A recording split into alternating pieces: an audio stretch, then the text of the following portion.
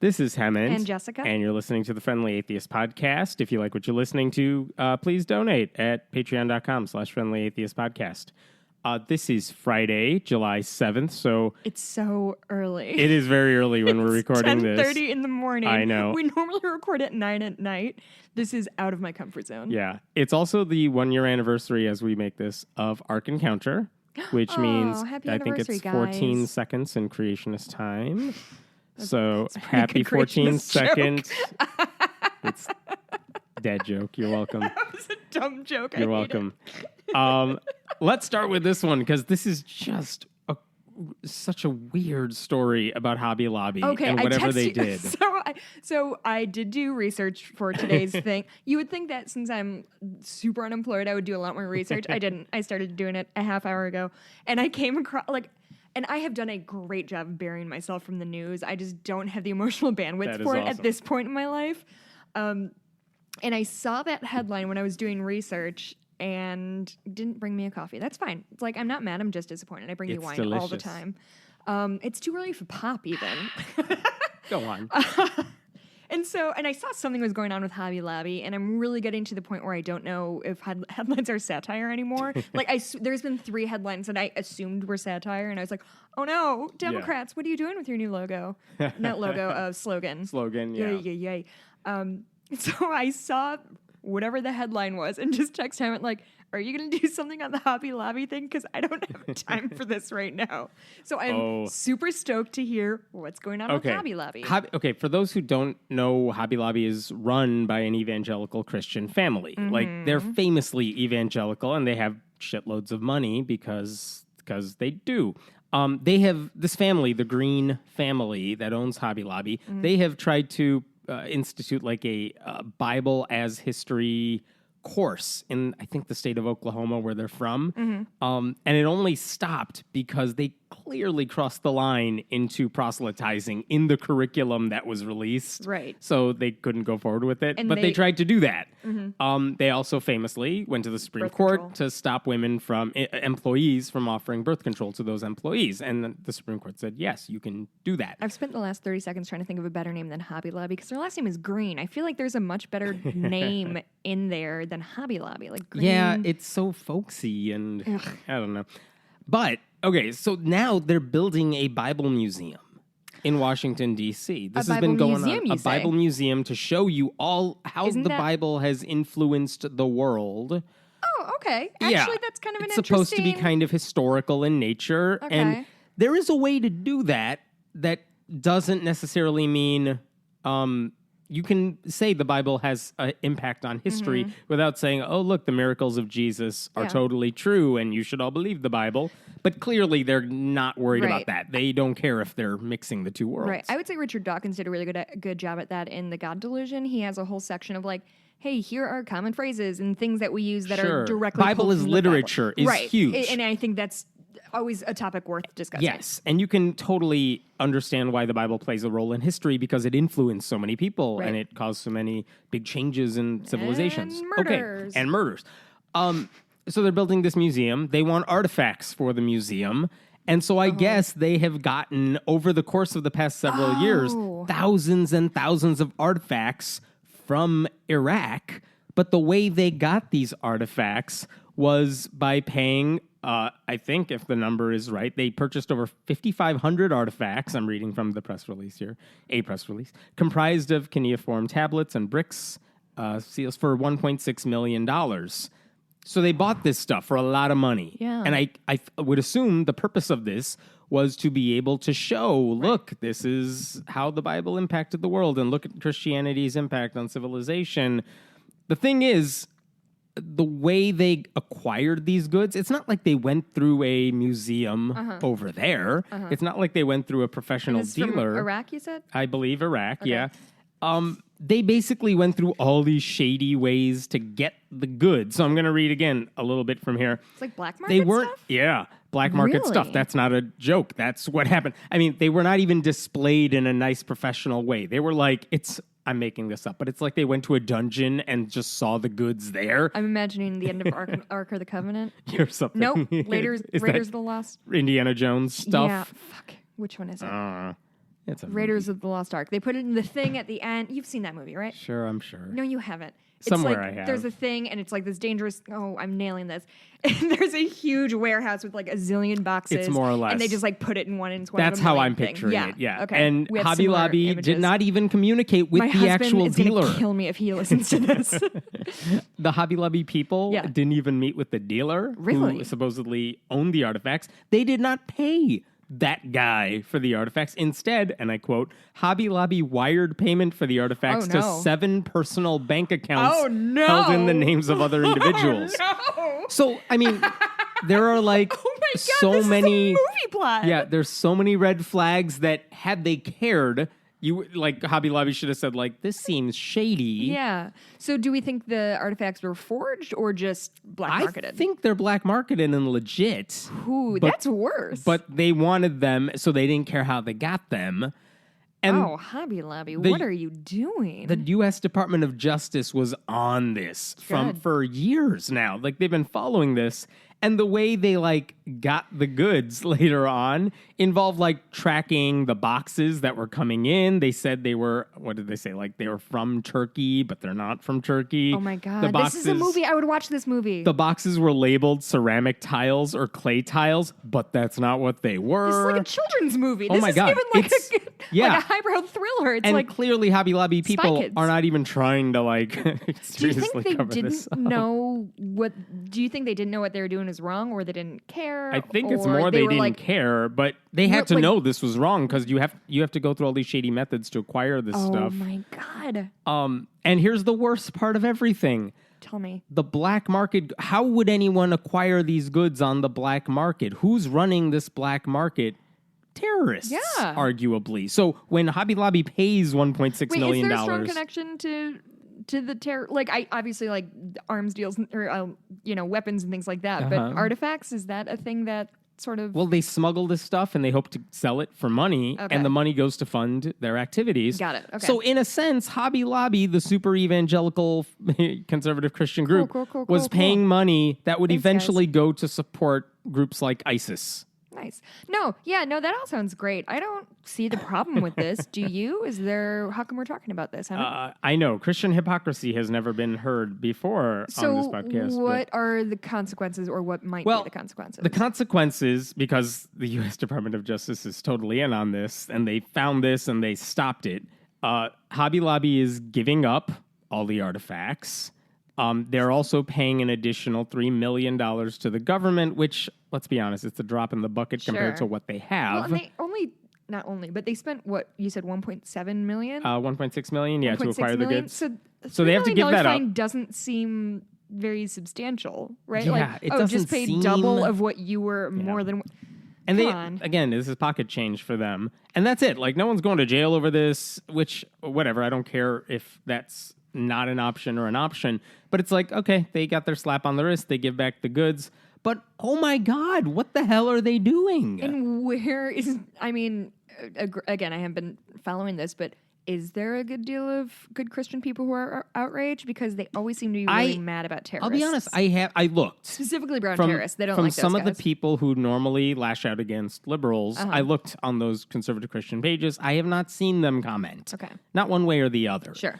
And I can't imagine anyone saying this is okay, but I don't see anyone condemning Hobby Lobby for this. What I have seen are so many great responses from so many. By the way, I should say all of this took place, like the Department of Justice announcement. All of this came a day after July 4th, which is when Someone Hobby call that Lobby July 5th. Hobby Lobby on July 4th puts out an advertisement. They do it every holiday that talks about how much they love Jesus. So their one on July 4th was all about, they posted on Facebook too, blessed is the nation whose God is the Lord, Psalm 33:12. I mean, so they're posting all this. But like, what happened to thou shalt not steal? They don't care about that one anymore. Well, it's that because we commandment took the doesn't 10 matter. commandments off of all the Capitol buildings, So so they they don't know. forgot. That's our bad. That's Hobby on us. Lobby You know president what? We got to Steve take that one on the Green. chin. Steve Green said, quote, "We should have exercised more oversight and carefully questioned how the acquisitions were handled." Oh, you don't fucking say. Yeah, right. Our passion for the Bible continues. He Good. said. You know, That's great. I'm glad you mentioned that because I was going to ask you about their passion vis-a-vis the Bible. So I'm glad that was addressed immediately. So let me read you some of the responses I've seen online because these are just great. I mean, they're Hobby Lobby, too moral to provide contraception coverage to employees, not moral enough to refrain from illegally looting war-torn country. Ooh. Yeah. Ooh. Okay, so when Hobby Lobby smuggles artifacts, they just get a fine. But when I do it, I get cursed to serve Mesopotamian gods for all eternity. Says at History Inflicts. Oh, that's good. At Golden Gate Blonde. Hobby Lobby's strong Christian values can't pay for workers' contraception, but they could totally loot Iraq and fund ISIS. Sure. My personal favorite, Hobby Lobby being an alleged front for smuggling black market antiquities out of ISIS territory is only like the fifth weirdest story of 2017. What a year it's been. And at Julie Carey W, isn't the whole point of Hobby Lobby that you can make your own cuneiform tablets? That's pretty excellent. Yeah. So. Oh man, what are you doing, Hobby Lobby? Interesting. And again, and this goes back to the thing I harp on week after week of like, there's no fucking consequences anymore. No. You know what I mean? Like, there's no consequences to things that actually actively harm people. Right. But in like, a couple days, this will not be a story anymore. Yeah, but like. A black guy in Chicago has an ounce of weed, a dime bag of weed in his pocket and goes to jail for 5 years. Like, right. It's that gets a consequence. Right. It's so fucking laughable. If you have, God damn it. And I guess it all makes sense since Christianity really is just stolen bits of other ancient religions from the Middle East. Yeah. So, which just reminds falls me. in line. Really quick aside, guys, stop fucking sending me emails about my swearing. If I'm not going to stop for my mom, I'm not going to stop for you. Like, cut it out, guys. I don't care. Anyway, go ahead. Yes. Thank you for your feedback, by the way. We appreciate it. No, sir. I don't appreciate it. Also, every time I mention this, I get like 5 tweets about how much people like my swearing, which is fun. That's very kind. I appreciate you guys reaching out. But like, Christ, stop it. Go ahead. This is the funniest story I've seen in a while. There's a pizza shop in Pakistan. The owner is now using a robot waitress. I don't know if it's just one or multiple ones, but it's kind of cool that like, oh, you could just sit down and a robot takes your order. I just imagine Rosie from the Jetsons for some reason like zipping around. By the way, they're all women robots. They're designed to be women robots, I should say. I don't feel great about that. Why do we have to give robots genders? I'm not done yet. Oh no. But first of all, it's kind of... No. Okay. It is kind of cool that they use robots, period. Yeah. Like, cool Yeah, if that works. That's neat. So that's why his sales have doubled since February when he introduced these robots. But here's the kicker. So the Washington Post did an article about this, and they kind of buried what I thought was the most interesting sentence. Okay. When he's dressing up these women robots, these female... I don't like the gesture you just did. I'm going to read from the Washington Post. The robot resembles a short, slender woman wearing a long dress and apron. The owner says he wrapped a scarf around the robot's neck so as not to offend conservative patrons. He put a scarf around the robot's neck because in Muslim-majority Pakistan, the bare neck of a robot might be scandalous for some people. Can't have that happening. Took me on a journey.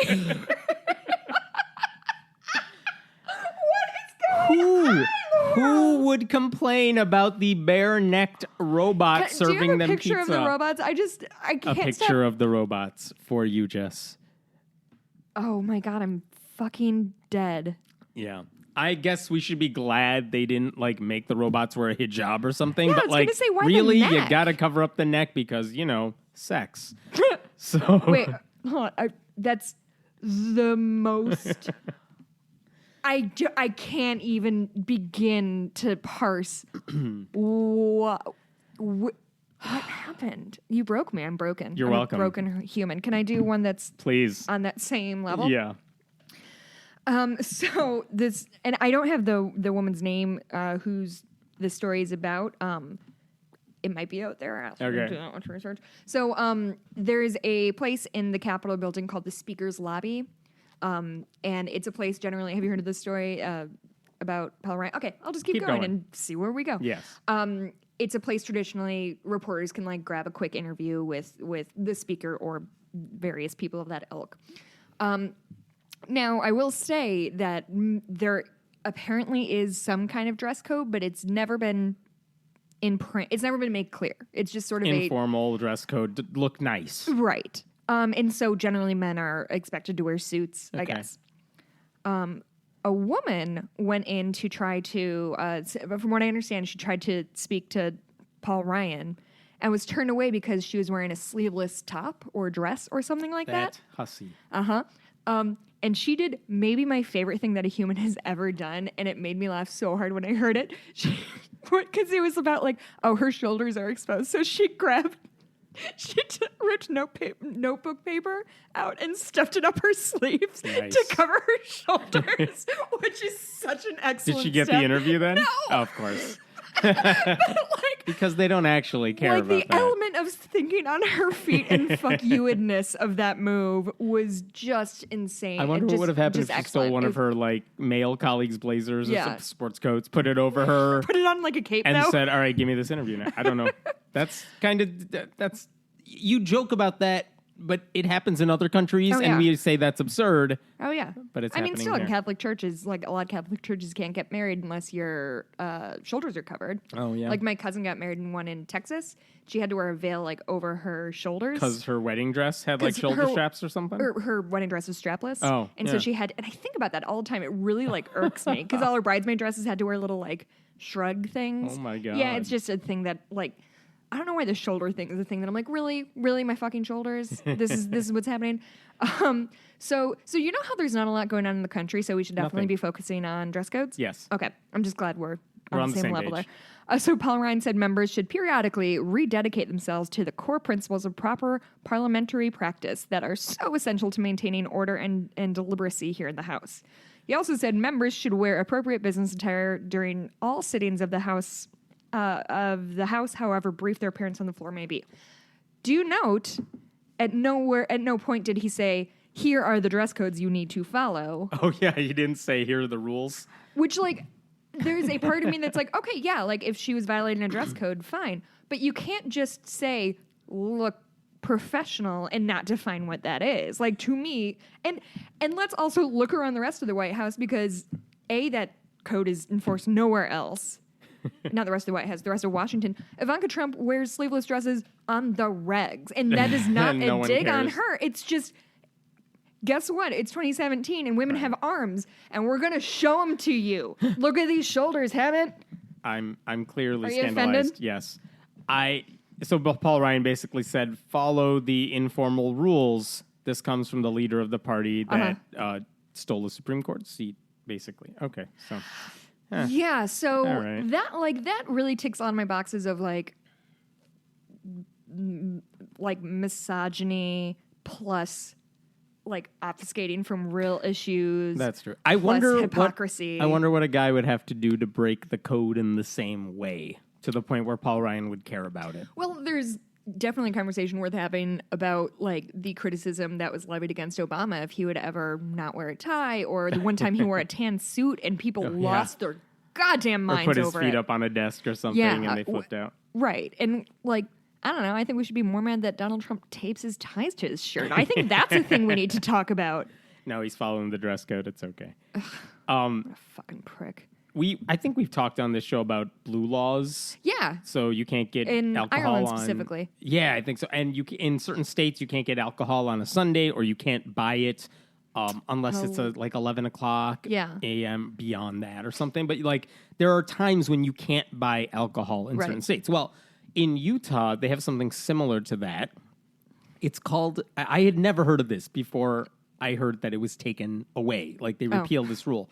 But they used to have a rule called the Zion Curtains Law. That's the unofficial name for it. And basically the rule here is if you're at a bar or you're at a restaurant that has a bar, it would be impure if you were to watch the bartender make your drink. So they basically put up a barricade on the bar. What do you call the ledge? What the fuck are you talking about right now? They put up like a little wall so you can't watch the bartender make your drink. Now, it's okay for the bartender to hand you the drink afterwards, and anyone in the restaurant can watch you drink it, but watching the bartender make the sausage, more or less, you can't do that. Wait. So they had a law. I'm showing you a picture right now.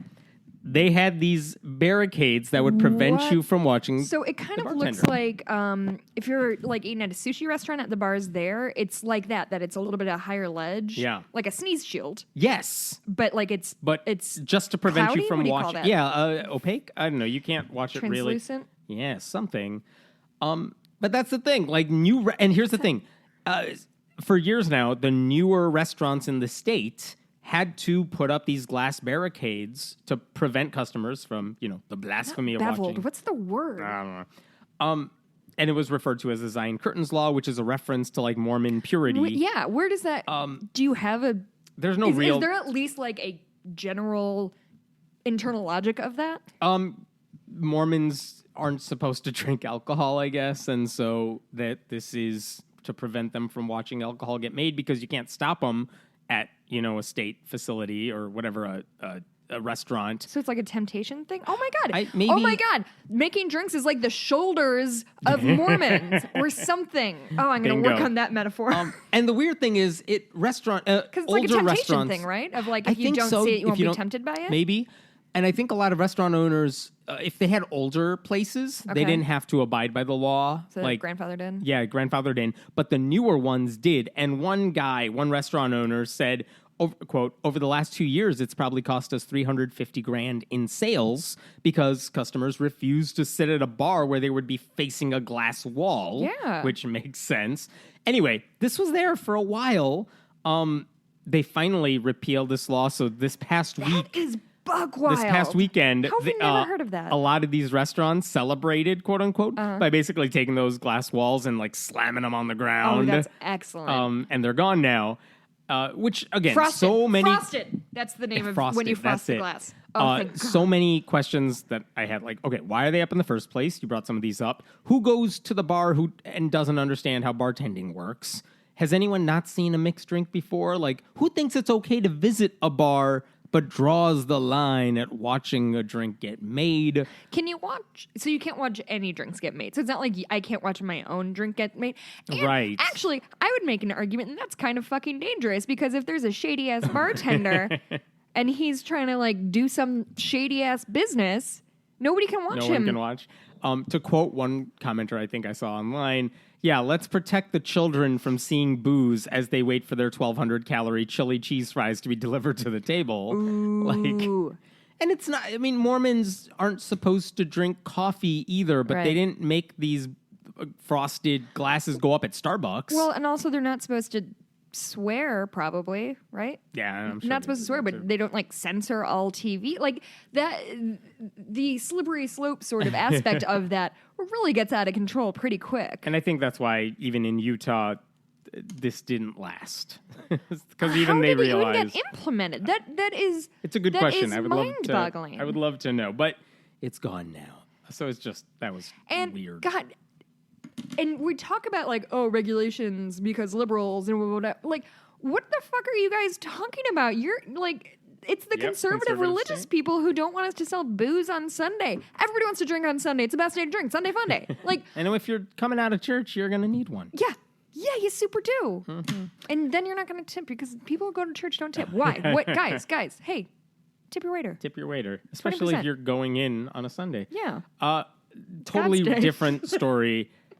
This one bothered me because I was tipped off to this thing that was making the rounds, and it's by a well-intentioned Muslim comedian from Chicago. She makes videos that are quote-unquote funny. I wasn't really laughing at any of them. The shade. Oh, the shade. I wasn't Emmett. laughing. But here was the point of a recent video she Wait, made. what's her name? Miriam Sob. Okay, because I know a Muslim comic, female comic in Chicago. Is she and- actually funny? No, she is. She's very good. funny. This Just one made is a not. misstep. This one made a video recently that was basically, here's what she wanted to do, and I'll say this in the best possible light. She wanted to make a parody of people who trash Islam, which is Okay. fine. That's ripe for humor, especially if you're a Muslim woman and you want to mock people mocking your faith. Mm-hmm. Like, make a parody of what they're doing. I get that. Yeah. What she said is the people who trash Islam, specifically here, ex-Muslims who talk about why Islam is bad specifically. Oh, you're getting into murky territory there. She said the reason they trash it, it's not because they don't believe in God. It's not because they think Islam has the potential for harm or uniquely has the potential for harm. It's not because they want to help other doubting Muslims. No, it's only because they want money. That's why ex-Muslims are now speaking out about being an ex-Muslim and encouraging others to leave Islam. It's because they want money, which is weird for a lot of reasons. Let me read you some of what she says in the piece. And she's passing this off as if she's an infomercial host. And so she's like, people who've had inside access to this faith are in high demand. You will be the go-to expert before you can say creeping Sharia. All you have to do is join the I'm not a Muslim anymore tell-all society. Here are the perks. Instant book deals, 6-figure speaking gigs, VIP world travel, and coveted political positions. Blah, blah, blah. All you have to do is denounce your faith in a series of social media rants and wait for the trolls to bite. Once your story goes viral and you receive at least one death threat, you're a candidate. Okay, that's the gist of her little infomercial parody. That's pretty dumb. Okay, so it's not funny, but more to the point. Oh my God, the reason I was even tipped off to this is because being an atheist, I know a lot of ex-Muslims. Yeah. And some of the ones I know who are more public figures, one, they are not like laden with cash.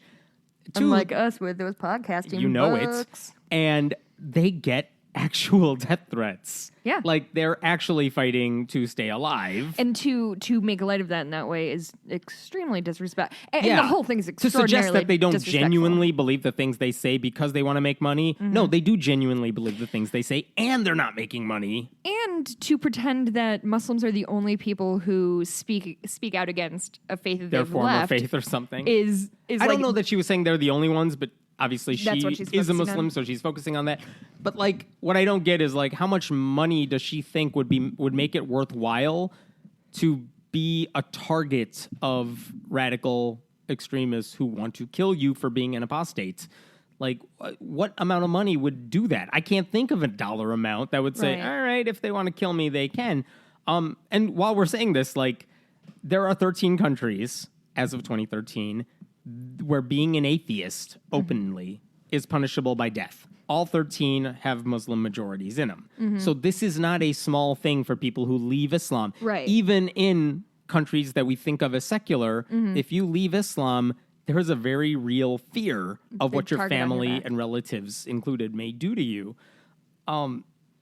And just to go through her list of what happens to you, they don't get 6-figure speaking gigs or 5-figure or 4-figure for the most part. Yeah. Maybe 3 if they can get like a college to let them speak there or Right. something.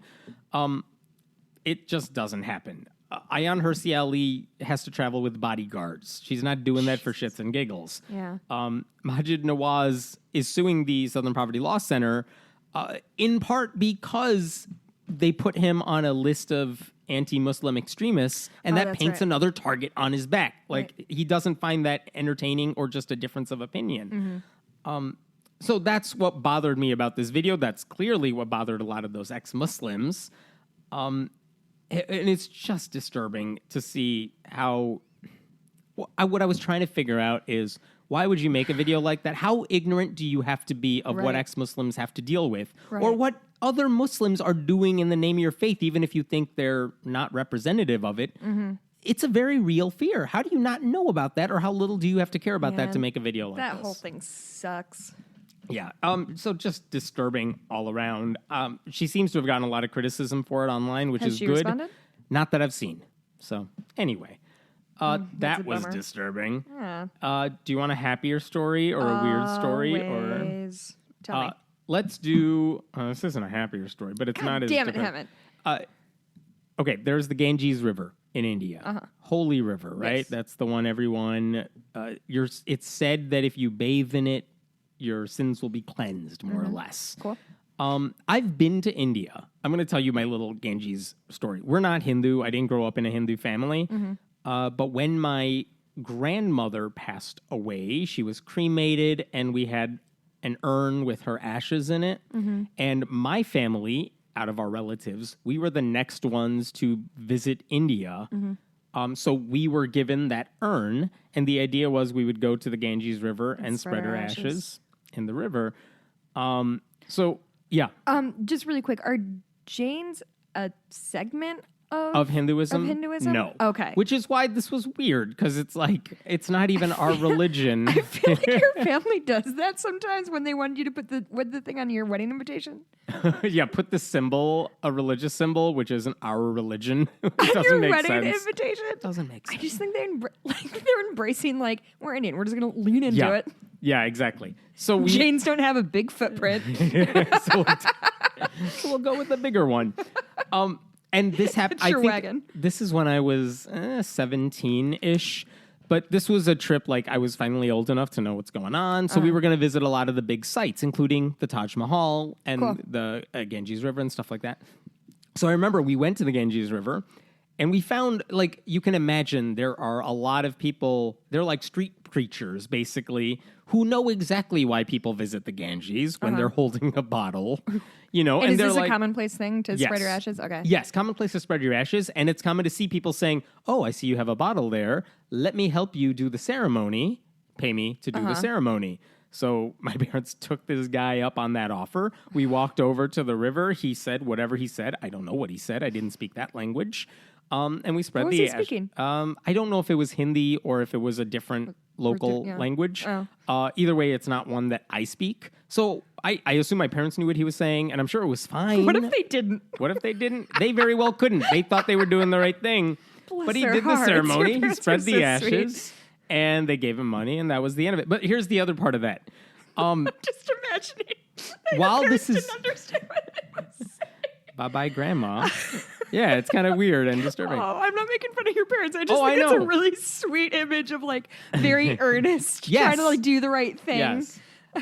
And while this is going on, you see other people taking off their clothes, jumping into the river, bathing in the river. But here's the other thing. It is Also in your so... grandma's ashes. Well, yeah, but I think people are used to, like, all right, people are going to bathe. We're still going to put the ashes here.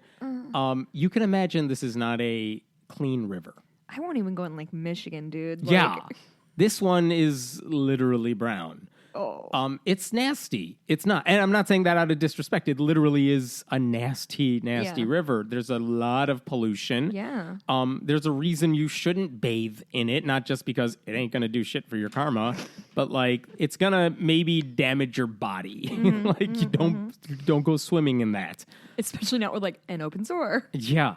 But people do. And they're like old ladies too. And it's like, oh my God, you are probably more Susceptible. susceptible to whatever this river can do to you. So I'm worried for you. But people are swimming in it. People are throwing ashes in it. People are throwing garbage in it. It's so disgusting, which is weird because that never crossed my mind when I learned about the Ganges and I heard about how it was supposedly holy. You would think it would be pristine, and it totally wasn't. Oh, God. There is one of the things the Prime Minister of India, Modi, has tried to do unsuccessfully is to say, we're going to clean up the river, but they haven't done a good job of that. Is it he's getting pushback from it, or it's just hard to do, I or think whatever? it's more that it's just hard to do, but they haven't been able to do it. But one thing I heard from some, one thing I read in some news reports is that some Indian people were basically saying, they're not bothered by the fact that it can't get clean because, quote, many believe the Ganges is indestructible. Because they believe it's a holy river. Because it's, a gift of the divine gods. Yeah. You can't even hurt it. The gods are protecting it. They're watching over it. So your Hammond. garbage won't have any impact on the Hammond, river. that sounds kind of familiar to me. Does it? It sounds like people who talk about how Earth is a gift from God and they're stewards, and thereby global warming. No. Yeah, global warming can't do anything because God's watching over us. Don't worry about it. Yeah, no, it's the same argument. There was a lawsuit. But they're not offended by attempts to clean it. I don't think so, and it's Which not. I think is kind of an interesting. What I haven't read is that they're trying to get in the way of people trying to clean it. Okay. No, it's more of a logistical nightmare because it's such a long place, and you got to go through different state governments to try to get things done, so it's hard to do. But one person quoted saying, pollution in the river has no impact on the divinity of her mother goddess. It's like, oh my God, no, it's a disturbing, disgusting place. You got to fix this for your own. Forget the holy I feel like what aspect he's of it. saying is Clean the different from river. what you're saying. Like he's saying like it's not going to hurt the earth, or like it's not going to hurt the earth to have this. Let me read or the it's not full going to hurt quote. the divinity of it to have it gross dirty. Right. Let me read gross. the full quote. When you say to people things like, don't put that plastic bag in the river, don't pollute the river, they actually turn around and say to you, that has no connection to our power. Pollution in the river has no impact on the divinity. Oh, no. Like, they're basically dismissing any argument that you shouldn't pollute it because you can't pollute it. Okay, I would think the opposite would be like, hey, this is holy. Maybe like So stop fucking polluting it. take your Yeah. bag home with you. Yeah. Raise your bag, folks. You heard it here first. Really disturbing and still really That's disgusting. really gross. Yeah, it is. Ew, It did really you get is. No. But I will tell you, Did it before smell? it do you smelled remember? like the rest of the area, which again, it sounds like I'm trashing the place. That's not it. The whole place smelled weird because again, polluted river next to a place where they don't really take care of the environment. Yeah. It all didn't smell great. But here's the thing. As we were leaving that area, my mom had an empty container and Did you take some of the water? you take some of the water because you it's still holy have water. it? No, thankfully not anymore. But I remember she brought some of that like with her. I don't remember if she brought it home. She might have brought it home. Is that legal? I don't know if I should be saying this. But I've seen it.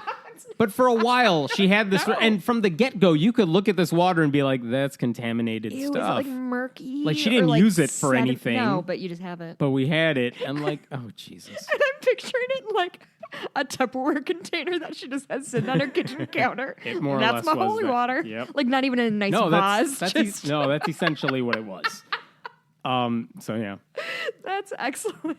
That reminds me of like huge sidebar. There's a picture online of like a really pretty vase. Yeah. And somebody's like boyfriend went to the beach and brought her home a bunch of seashells. And she goes, I don't know how to tell him that this is mostly pistachio shells. Like that's what it makes me think of. Like, oh, like the thought is nice, but like, ooh. Yeah. Almost. All right, let's talk about something more disturbing. England, the National Health Service, released some data this past week. They released a report. There is a rule in England where all doctors have to, by law, report any cases of female genital mutilation. Good. So even if you're pregnant and you're giving a baby and the doctor's working on the pregnancy, but they notice, there's something going on there, they have to report it, Okay. even though that's not what they're dealing with. Okay. You know what I'm saying? Sure. So So we're not talking about like little children coming in. Right. It's This like is everybody. I'm a full-grown adult, Yes. and yeah. But so they have to report it. And England just released a report from the National Health Service, the NHS, which said last year, I think from like April of 2016 to April of 2017 or whatever a year is, 5,391 attendances, that many reports were made in the system for the first time. And 114 of those were girls under the age of 16. So a couple things about this. One is that means more than 100 girls in Britain, in England, whatever, more than 100 girls were Don't start on found that. to have FGM. They were mutilated. And for the first time, doctors noticed this last year. Like, they hadn't gone to the doctor beforehand, and this was just a subsequent visit. Those are first-time reports, which some of that is probably a lot of Somali immigrants who have come to have come to England, and this happens a lot there. And so these are people who are now in England. I have to wonder, and we don't know the answer to this, maybe they happened in England, and they're like now going to the doctor or something. I mean, I will say, and I think we discussed this on our Great Lost episode, that like a gal I went to high school with had female genital mutilation. She said this? She told us, Yeah. and like it was the first time I'd ever heard of anything like that, and I was suitably appalled. But like, so this isn't a thing that happens in, like The Middle Eastern, certain countries, it's not just just there. Yeah, I mean, I grew up in a suburb of Chicago. Like it was happening there, and I don't know any more about it, and I don't want to speak. I think last month there was a case of, a doctor in Michigan who was basically under the radar. Somalis in the area knew that this doctor would perform the procedure, so they came to her to get the consultation and then have it done to their kids, and she did it. But authorities figured it out. They were onto her, so they have all the evidence they need to basically prosecute her because it is illegal. And so, I mean, this happens. It's rare in like westernized countries, but it happens. So what's disturbing about this report in England is just that there were, in total, more than 9,000 reports where doctors said FGM occurred. And more than 5,000 of them, for the first time, were seen last year. And more than 100 of them involved little girls. Totally disturbing. And again, we don't know who did it, when it all happened, because they're not always going to say it, and they're not always going to be honest about it. And we don't know if it's happening in England. For what it's worth, if a doctor in England is caught doing it, they can go to jail for up to 14 years. That's in the UK. But if the doctors aren't doing it, what happened? Because if it happened in England, that means it was behind closed doors or something. It's like a back alley. Yeah. It's just nothing safe about it. There's nothing safe about it, even in good ways, like in a doctor's office. That's not okay. But like, if a doctor didn't do it, someone else did it. And that's even more disturbing. Yeah, you know what? I waffle back and forth about religion from like live and let live, let people do whatever they want. And then I hear shit like, I'm reminded of shit like this. And it's like, God, burn it to the ground. Yeah. Like you want to know what harm religion does? This is what harm religion this is does. what it is. So, God, that sucks. Totally. Okay, we're going to end because I only have... I have two more Do you have two more? Yeah, I got one more too. Give me one. Okay, wait, I have to find my notes. Nice. My printer isn't working. Okay, so, this isn't necessarily religion, but it's kind of in my campaign to call out all Republicans for being dickbags. An Oklahoma state senator, his name is Bryce Marlatt, Marlatt, Marlatt. He's named as a suspect in a lewd acts case involving an Uber driver. A woman drives for Uber. Yeah. She went into a police station and said that she was unsure what she needed to do, but she had been assaulted. So this happened on Monday, June 26th, allegedly. She said that she drives her Uber, was transporting a customer when he made advances on her during transit. And police report states that the suspect was grabbing her forcefully and kissing the victim on the neck while she was driving. And so Senator Marlatt, or whatever his name is, he's not officially under arrest, but he is being named as a suspect. And his attorney tells this news outlet that he's shocked and surprised by the allegations. So that's disturbing. So that is this week's white Republican's gonna white Republican and grow up all over women. Yes, and then tell me again how trans people shouldn't be able to go in the right bathrooms. Oh my God. Oh, why did you bring that up? Now I'm mad again. It's too early to be this mad. I know. That's why you need coffee. Yeah. Could have gotten me coffee. One last thing. On my end. So Ark Encounter has its 1-year anniversary this weekend. Technically today, Friday the 7th, because 7/7 of last year. They could have waited till 7/7/17. They could have. They really jumped. Would you say they jumped the ship on that? I'm not giving that one to you. I don't think I even used that right. Jump the ship. No, totally wrong. But I wanted it to work so bad. Jump the shark. Jump the gun. No, jump the shark. Jump the gun is what I would need. God, this podcast is dumb. I hate it.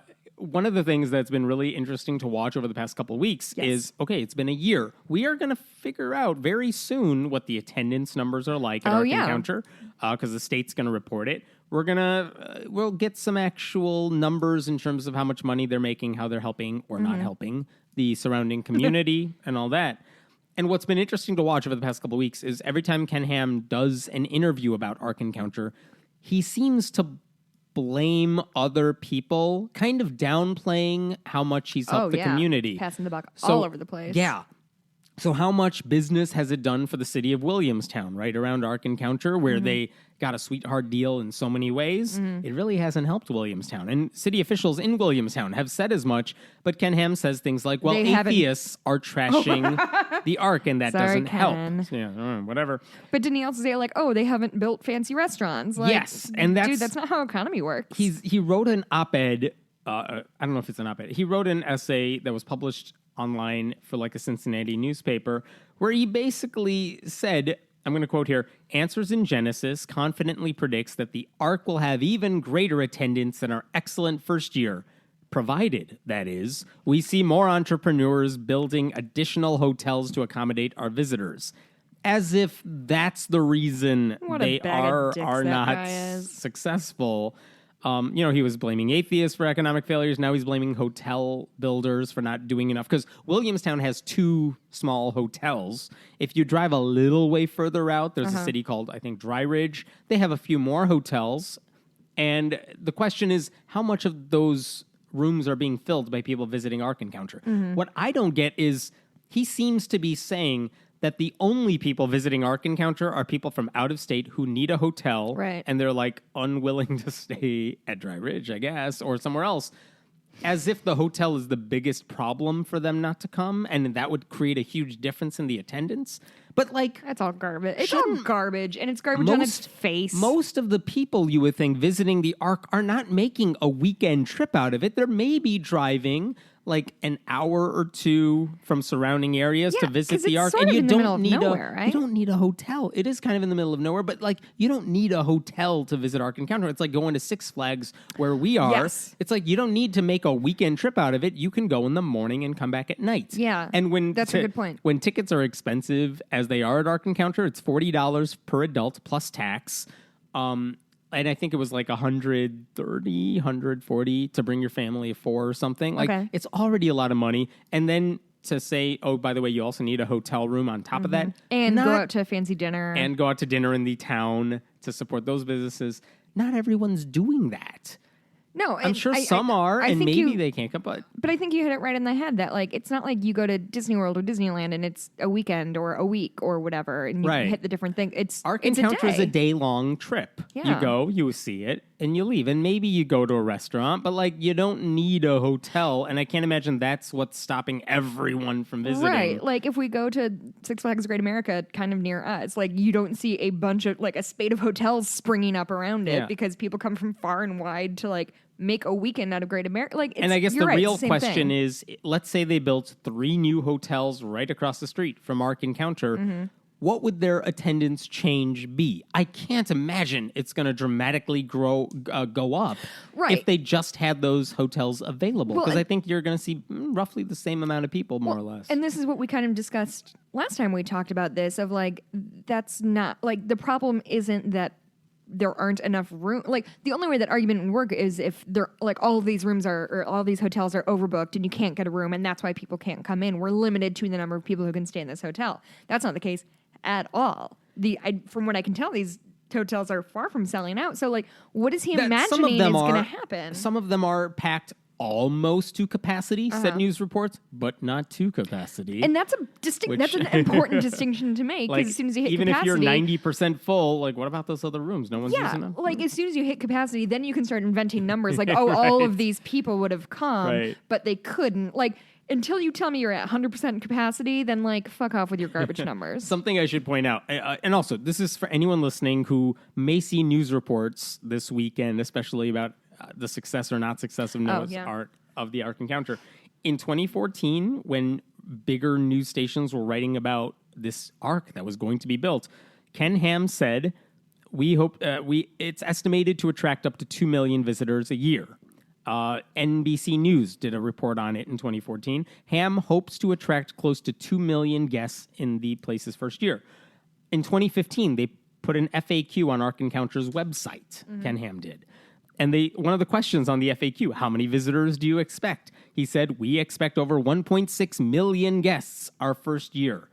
All right, hedging his bets a little bit. Hedging his bets a little bit. Well, if you look at what he's saying now, he basically is saying we're going to get, I'm trying to look for the exact number here. He's basically lowering it down to 1.1 million and probably lower than that. Like we're about to hit 1 million visitors. Yeah. It's like, okay, fine. That's not bad, but let's not forget how much you oversold it at the beginning. And that makes a difference too. And he refuses to say that, by the way. He's like, no, we have this record number of visitors. You wouldn't believe how many visitors we have. But compared to what he was saying a couple years ago, which he wants everyone to forget, not so much. We got the receipts. Yeah. Isn't him kind of on a blocking people on Twitter tirade right now? He's been doing that for a while. Bless his heart. Yeah. There are ways around Twitter blocks, though. Like, if I want to read his tweets, which I do. So Wait, are you blocked? Oh, yeah. But I read all of his tweets. There are ways around it. So one other thing to keep in mind, if you're watching news reports, one of the other things I've seen all the Answers in Genesis people do is say, look, it was 4th of July, the holiday weekend. We had 7,000 to 8,000 guests in one day, which is way above what the average should be for like even 1 million people or something. We had so many people this weekend. Well, it's a holiday weekend and it's a weekend and it's the summer. Yes, you're gonna get more visitors. The bigger, excuse me, the bigger question that I think people would know, I did. The bigger question people should be wondering is what happens during the school year on a weekday? Or what happens in the winter on a school having one great weekend does not a successful year make. Yes, exactly. And so they seem to be acting like, look, we had a great weekend, therefore everything is great and our attendance is so high. Right. But it's not like you take this 8,000 guests in a day number and then multiply by 365. Just extrapolate from there. Like this is our sample data. Yeah, exactly. It's a data point of 1 and they want it to represent everything. That's not how it works. I know they don't know how to do math or count, but that's what they want you to think. And just be aware of that if you see news reports on this thing. And again, and I feel like it could sound like we're just dogging on Ken Ham, and God knows I will do that all day and all night. He wears suits that are too big. I said it. But like, it's important to realize like the reason these numbers matter is because, again, Kentucky. Yeah. Kentucky gave him a fucking sweetheart deal because they had a 30-year rate for property taxes that is really low. That's money that's not going back into the community. So this is our business, or it's Kentucky's business. This is a and that's how Answers in Genesis sold it to Williamstown. Right. They said, this is good for you. This is good for the community. We'll give you jobs. They didn't say it was limited to fundamentalist Christians, but it is. They said they're taking money from their employees' paychecks to go back to paying their loans. That's right. They actually, just a couple weeks ago, or maybe in the past week, they said they don't want to pay a safety fee in the city of Williamstown, which would have taken 50 cents from every ticket sold to help pay for emergency response equipment in the city. And it would have cost, according to the 1.4 million attendance estimate that the city thinks it's going to get, that would have been $700,000 for the city. They need that money. Answers in Genesis said, we don't want to pay this because, quote, we're a religious ministry. Oh, fuck off. Which is very different. They said we should be exempt because we're religious, even though they said we're a for-profit business, like to get all these sweetheart deals. The fuck out of so they don't want to pay the safety fee, which would help the emergency response equipment in the city, which would be good for bringing more tourists in the community because it's safer to bring your family there. And also, Answers get back in Genesis, to your community for a second, you pricks. It's not helping the community, which is what Ken Ham is blaming the community for. Like, more people aren't coming here. It's their fault. Well, then help them out. So pay your fair share. Who do you think deserves the bulk of this blame? Would it be Ken Ham and his posse, or the government who let him do it? Yeah, who Both. greenlit this? The community was duped. Yeah. And the city officials were duped. They didn't do their research. They didn't know what they were stepping into. They said yes all the way through. That's dumb on their part. They should have done the research and they would have known. I mean, if they listened to people like us, whatever. Forget us. Listen to the experts, the economic experts, and the church-state separation people who know all this stuff and have degrees in this stuff, who said this is not going to be a successful thing. It's like the world record ball of twine. It's one of those things like, oh, that's kind of interesting. I might stop by and check it out. But I don't need to make a yearly visit to it. Right. And I don't need to make a weekend out of it. Yeah, I definitely don't need a hotel stop for that. It's a curiosity. Yeah. But it's not Six Flags where you're going every year. Yeah. And it's creationism. Their exhibits don't change year after year like real museums. Sure. So families don't need to come back to this place. Oh, that's a good point. I didn't think of that But the city gave them these deals they never should have done. We live in Chicago where the city, if I have this right, a couple years ago, they said yes to like a 75-year lease on parking meters they basically said the parking meter company can set up all the parking meters throughout the city and for a very low cost, and they get to keep all the money. And like, it's a totally lopsided deal. Taxpayers in Chicago lose out on terrible all this money. And we're like, not making tons, profit back and we don't on- make anything back. It's a horrible deal. But it's kind of the same thing. Like, Ark Encounter is going to get rich off of this, Yeah. or if they can make it work. But the city's not getting their fair share Yeah, back. that's a really so good city comparison. people, they made a mistake. Ken Ham totally oversold this. I don't know whether he did it out of arrogance, thinking this is going to be the greatest thing ever, or because he assumed, or because they were playing the part and saying, we're helping you, so help us out. And it was strategic. I'm sure it was partly that, but I think they also believed it, that this would be the greatest thing ever. And they were helping the community, so the community deserved to pay them back. So, yeah, I think they all deserve a part in this thing. And then the problem is the people who are really getting the consequences are the people of Kentucky and Right. like the people who needed that money. This is not a well-off community. And Right. so the money that theoretically should have come back to that the city was hoping to make, that could have gone into improving businesses, helping the schools, helping the kids in the area. They're not getting the money they thought they would be getting. And that's disappointing because they were taken advantage of. Now, I should say, without Ark Encounter, I don't know what they were going to do. They didn't. It's not like they had a million options on the table and they said yes to Ark Encounter. I think it's one of those places where we don't really have anything going for us here that Yeah, is that's big true. and major. And wow, Ken Ham comes along and says, I want to build this $100 million boat in your community. Give me everything I need to make it happen. Of course, I can see why they wanted to say yes. Yeah. But it's not working out and it's too late to take it back. So kind of best case scenario is that everybody really genuinely thought this would work and hoped for the best, and Yes. it just didn't. Yeah, and I don't And even worst case think scenario is that Ken Ham.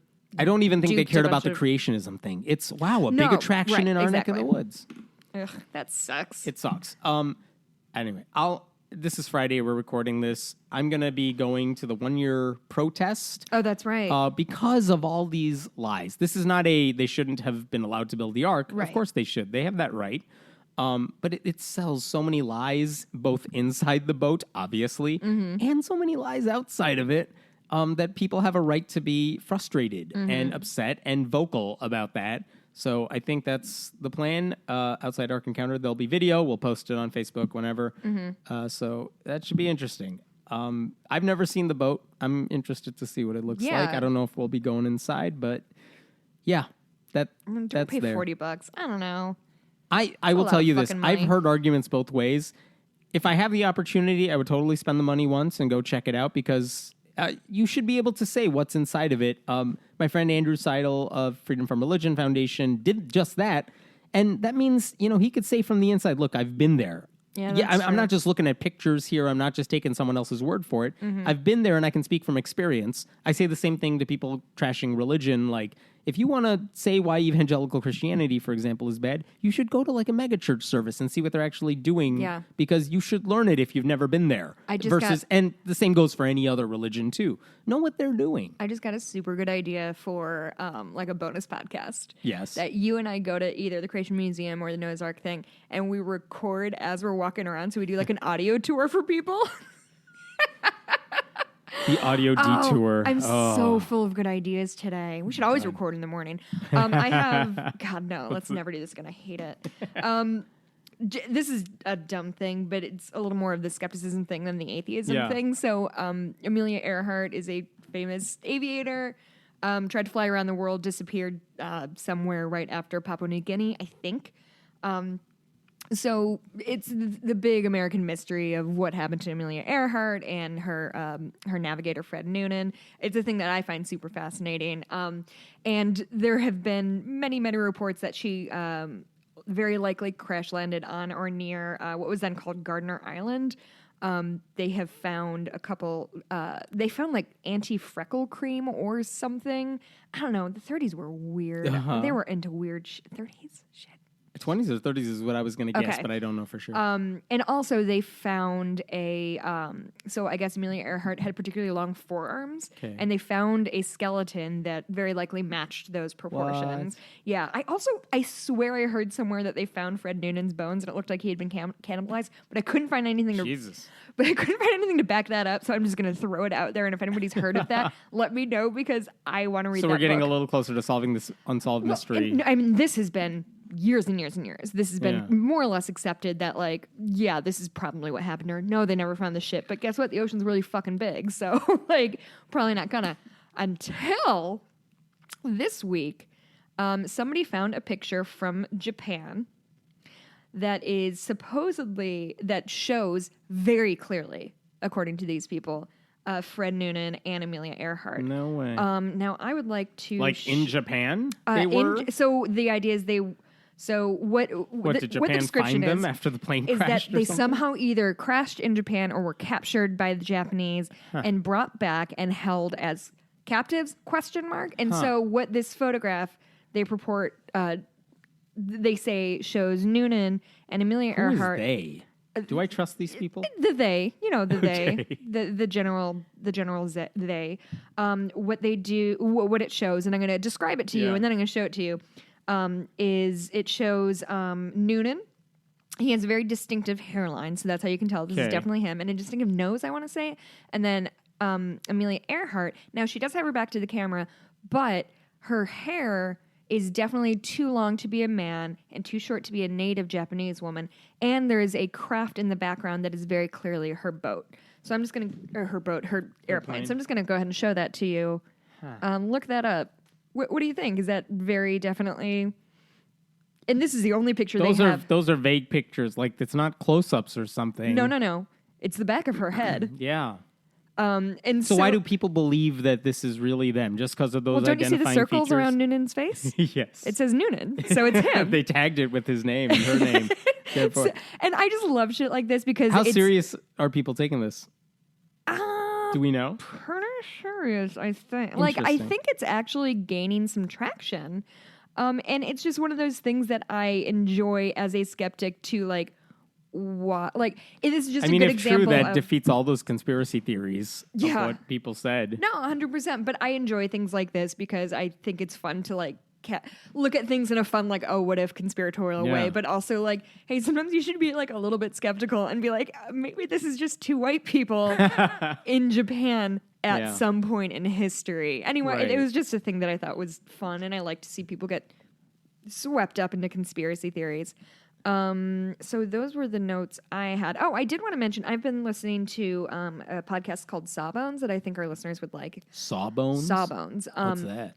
So it's on the Maximum Fun Network where our friends Ona, Ross, and Carrie have their, and it's a medical history comedy show. So it's a husband and wife, Justin and Sydney McElroy, and she's a doctor, and he kind of plays like sort of and they just go through the weird shit we used to do to people, like drilling holes in people's heads and bleeding people and humors and things like that. It's really entertaining. I think people, if you like this show, you'd probably like it. But I bring it up to say I'm just working through their backlog, and they did a really excellent episode on vaccinations. And they always make a point of, like, they don't want to kind of tackle things that people still believe in. We just want to go back and, like, laugh and, like, oh, he thought putting a leech in his eye was going to cure his pneumonia. But they sort of decided to tackle vaccines and anti-vaxxers, and I bring it up because I think we've all had many conversations about vaccinations and their merits, but they did a really good job of walking through the history of vaccinations and what it took, particularly smallpox, and what it took to get to the point that we eradicated smallpox, and the sacrifices that people made, and these women were giving themselves variations of smallpox in hopes of, like, saving their children. Wow. And it was a really kind of neat walk through that, and a good reminder that, like, we can talk about mercury and formaldehyde all day long, but to get back to the root of people were dying en masse. Yeah. And maybe if they recognize that reality and what vaccines did, they would take it more seriously. Yeah. Anyway, Interesting. We'll post a link to that. Yeah, I definitely will. It's a few years old, but I think it still has merit. Very cool. Anyway, and I just want to be friends with the McElroys, and I'm just hoping if I direct enough people over there, they'll, like, call me. Done. Yeah. Make it happen, people. Please. Thanks for listening. Yeah. We'll talk to you next week. You can find me on Twitter at Blueberry, BLUEBURIE. I'm at Hemant Meta, and patreon.com/friendly atheist Yo, we are podcast halfway to Star Wars Town. We're getting there. So if we get a certain amount of money, I'm going to sit and make Hemant watch Star Wars for the first time, and I don't like that movie that much, so my husband's going to... It's going to be fun and funny, and donate $1. We'll will get us there. My Etsy shop is Bitches get stitched done. Forgot immediately. I think that's all I have going on in my life. Happy 1 year anniversary of Ark Encounter, everybody. Yeah, happy anniversary. Have a good week. Bye.